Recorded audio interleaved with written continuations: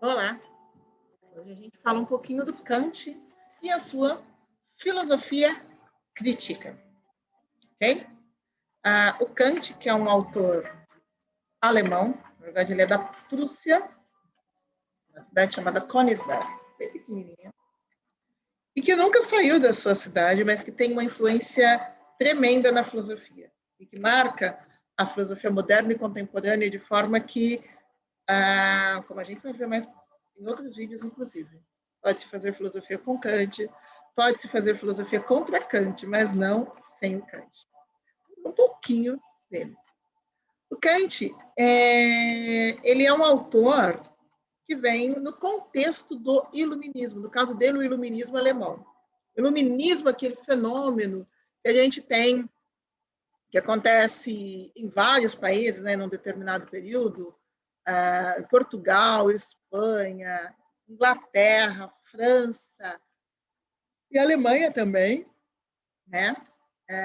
Sendo que a França de Rousseau tem uma grande influência sobre a obra de Kant, né? E o Kant, que se torna o principal autor do iluminismo alemão, ou Aufklärung, como a gente pode falar em alemão, em Deutsch Sprache. Okay? Bom, a gente tem no iluminismo uma crença de que a razão ela é como uma luz que ilumina, né? E que lança fora os mitos, as crenças, os medos, e que anunciam um novo tempo mais racional. Bom, no Kant, a gente vai perceber bastante duas influências fortes do Descartes e Rousseau, no racionalismo, e duas influências fortes do Locke e o Hume, no empirismo. Okay? Ele é do início do século XVIII, vai até o início do século XIX. E tem uma influência tremenda. Mas ele é influenciado por esses autores, especialmente o Rousseau e o Hume. Essas são algumas das principais obras do Kant. E você deve ter notado, né, que 3 obras começam com a palavra crítica. A crítica da razão pura, a crítica da razão prática e a crítica do julgamento.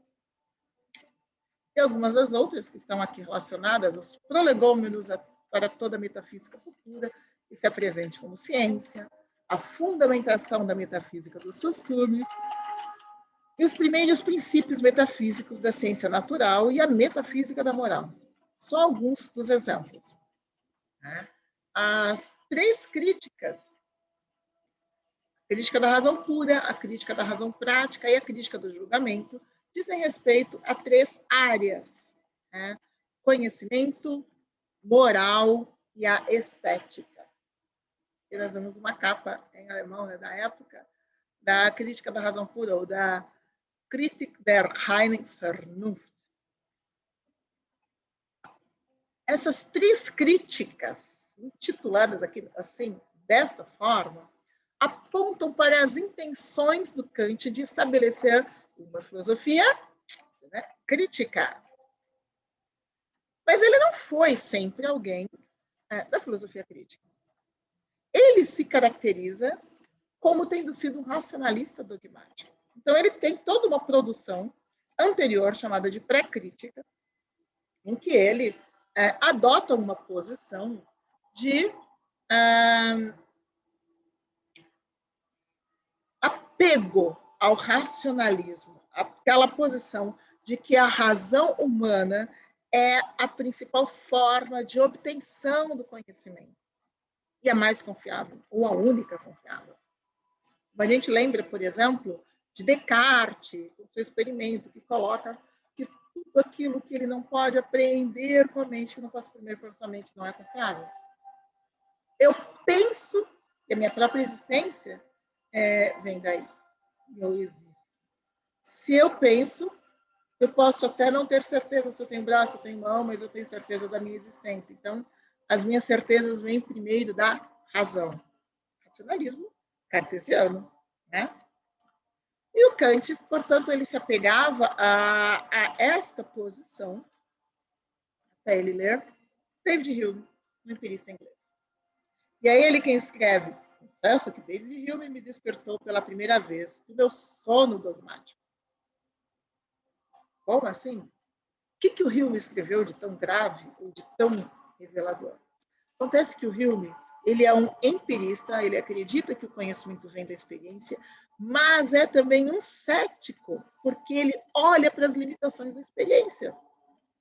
Então, por exemplo, o fato de que o sol se pôs todos os dias não quer dizer que o sol vai continuar se pondo a partir de hoje.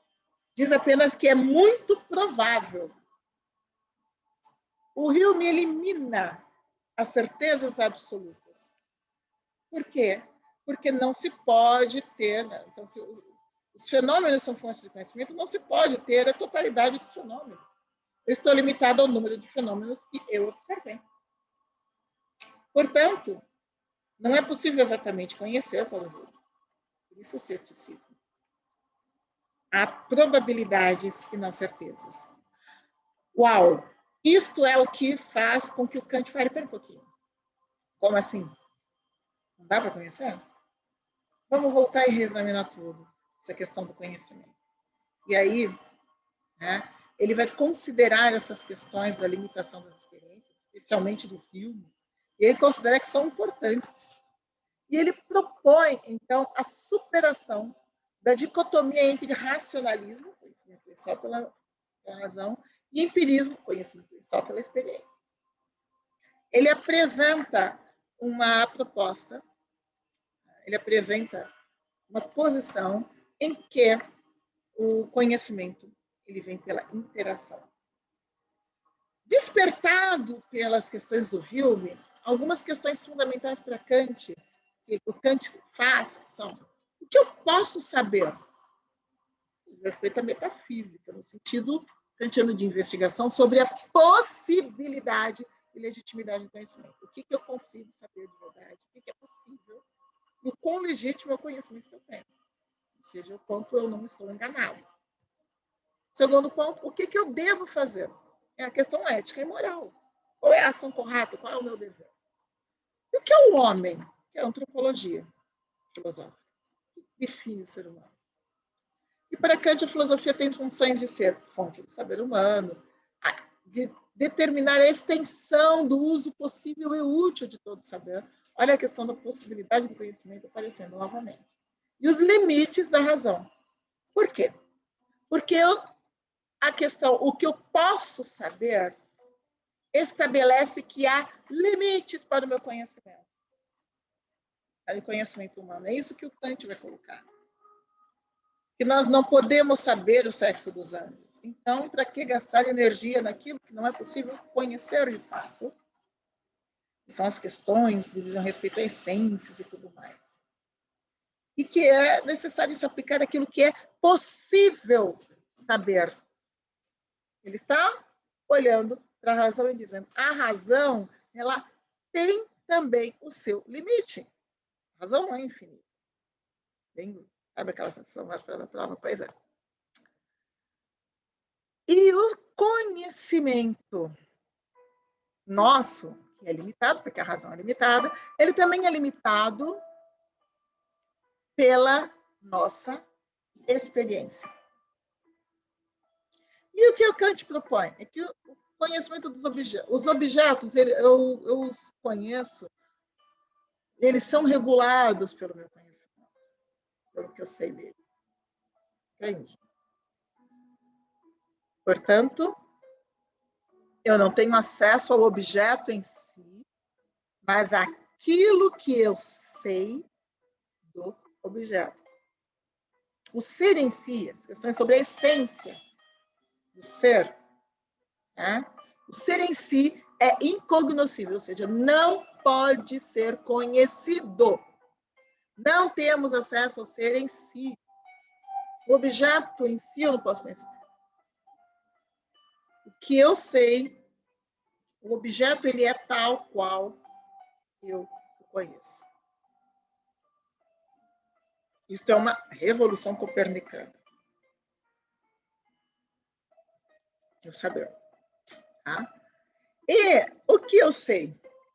Primeiro de tudo, eu, sujeito cognoscente, sou limitado pelo espaço e tempo. Por isso o conhecimento é limitado. Existo num lugar e numa época específica. E de acordo com as informações e com as experiências que eu tenho, será o meu conhecimento dos objetos sensíveis, dos fenômenos. O conhecimento, ele resulta dessa interação entre o sujeito que conhece o objeto conhecido. Entendimento e sensibilidade. E esse sujeito é limitado no espaço do tempo. Então, isso que hoje parece óbvio, é que o meu conhecimento diz respeito àquilo que eu tenho de informações, de acordo com o lugar e com o tempo em que eu vivo, não era óbvio. Para o Kant, eu só posso conhecer as coisas como elas são percebidas. Presta atenção. Não conheço a essência. Eu conheço a forma como elas são percebidas, de acordo com as minhas estruturas mentais, as informações que os meus sentidos. Então, o que eu conheço não é o ser em si, não é a essência, é o fenômeno, não é um ser tal qual ele é, o fenômeno no sentido de aparição. É o que aquilo parece a mim. Eu sempre lidando com o fenômeno. Porque, lembra, o ser em si é incognoscível. Isso é incognoscível. E o ser humano, então não falar, ele não conhece nada, ele é racional, ele é capaz de conhecimento, ele é sujeito de conhecimento. Ele pode permanecer numa minoridade intelectual ou se emancipar e exercer a sua autonomia. Claro, para o Kant é sair dessa minoridade intelectual e desse estágio infantil que não é de idade, mas é de forma de pensar, para um estágio de consciência da força e independência. Isso é autonomia, capacidade de autolegislação. Uau, como? Autonomia, que vem de autos e nomos, lei e por si, é a capacidade de, por si mesmo, julgar as normas, as leis, as regras e as decisões, avaliar, são boas, não são, escolher, olha, eu escolho aquilo que eu penso ser melhor, eu exerço o meu arbítrio, a minha liberdade. A autonomia é um exercício de liberdade, que implica uma tremenda responsabilidade. Por quê? Lembram da questão, nós falamos do que é possível conhecer, do que devo fazer, do que é o homem, agora o que devo fazer. Como, então, eu sou autolegislador? A forma da lei para Kant é universalidade e necessidade. Quer dizer que em todos os lugares deve ser da mesma forma, sob as mesmas circunstâncias. Para que eu seja autolegislador, para que eu seja autônomo, eu devo agir conforme o imperativo categórico que está aqui descrito. Age como se a máxima de tua ação devesse tornar-se, por tua vontade, lei universal da natureza. Traduzindo, quando eu agir, que eu devo agir de tal forma que o meu desejo, que aquela seja a expressão da minha vontade, de que todos, estando na mesma situação, ajam da mesma forma. Quando eu olho e penso, não, eu não quero que alguém faça o mesmo que eu estou fazendo agora, se estiver na minha situação, então eu indico que eu quero ser uma exceção.